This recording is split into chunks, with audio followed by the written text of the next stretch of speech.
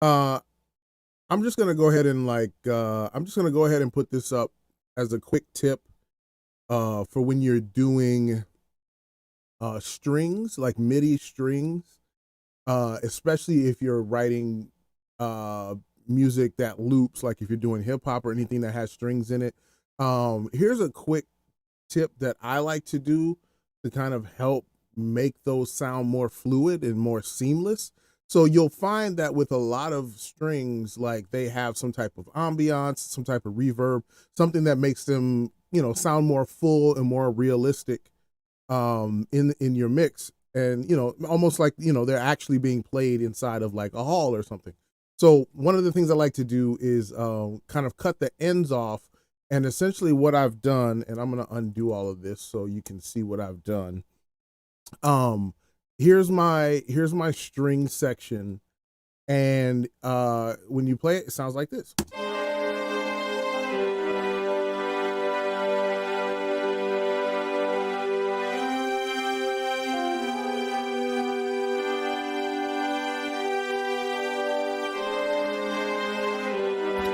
So, it's nothing spectacular, but doesn't, but it sounds normal. And mainly it sounds normal because the natural reverb that is on the synth is going to continue once the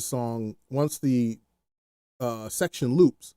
But what happens when you bounce that is that those sections no longer um, are no longer getting the benefit of that MIDI instrument having its natural kind of reverb carry through. So, and here's what I mean. I'm going to go ahead and bounce these. And what you'll see is that although the audio files will come out and they'll sound fine, listen to the audio when the loop starts again.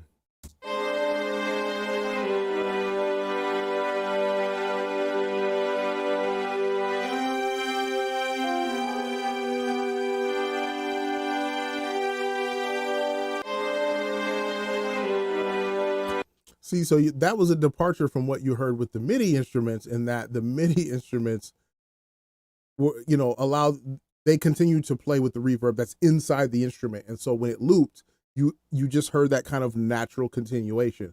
But once you've printed it to an audio file, essentially, it cuts off and starts over where that audio first started, where it didn't have any of that reverb to begin with. So that's why you get that sound at the end of your 4 bars.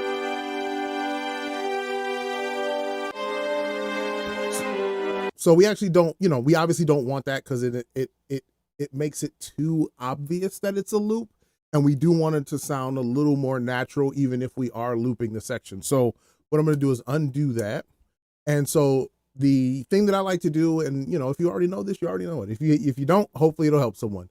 So what I like to do is take that section, duplicate it, and I'm using Studio One. So in Studio One, you can just hit G and group those duplicated pieces together. And so now I've just made the same piece twice as long. And so this is what I'll do is I'll now go ahead and bounce this section.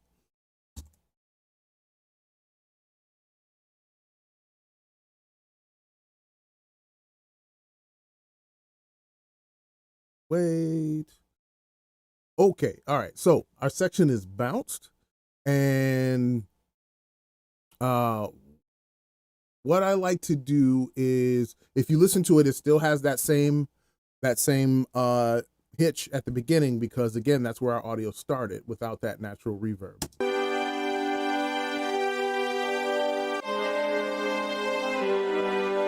So this is a very simple thing that I like to do. This it's like super simple. It'll take you no time at all. But what I like to do is take this section, go ahead and slice it right at the end there, and then go ahead into this next section. And depending on, this is personal preference area right here. You can either do a full measure or a half measure, but what I typically do is, like, I'll take a half measure to see how it sounds. So I'll cut the first half measure out of the next section. And then what I will do is take this, and I will pull it in just a little bit, and then I'll take this section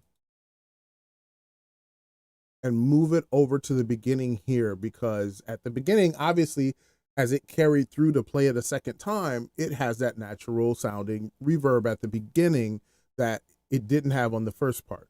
So then what we do when we're here is we just select all these pieces, and you can basically just do a crossfade, and I just did crossfade wrong. Just hit X and do a crossfade in Studio One.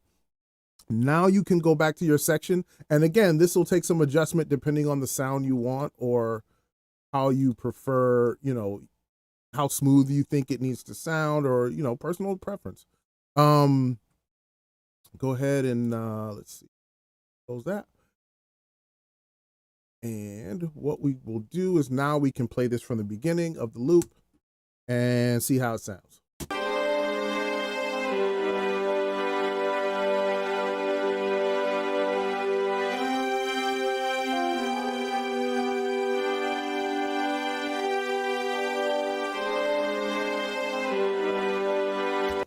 You see? And so when you get back around, now it's got that natural continuation from the other section. You just added it to the beginning of what you already had. It's the same notes. It's seamless. You just do your crossfade there. And, if you feel like it didn't have it in the spot you wanted it, you could stretch it. You could tweak the fade points a little bit. You could drag, your markers up and down a little bit to see how they sound. But at the end of the day, you've got a nice clean edit that you can loop. And now it sounds natural as though it intended to. And to be honest, when it starts, if you've got other instruments going, you won't even actually hear that reverb exists at the beginning. So if I pull this in, and let's just say, for the sake of argument, I'm going to go ahead and pull in some other tracks.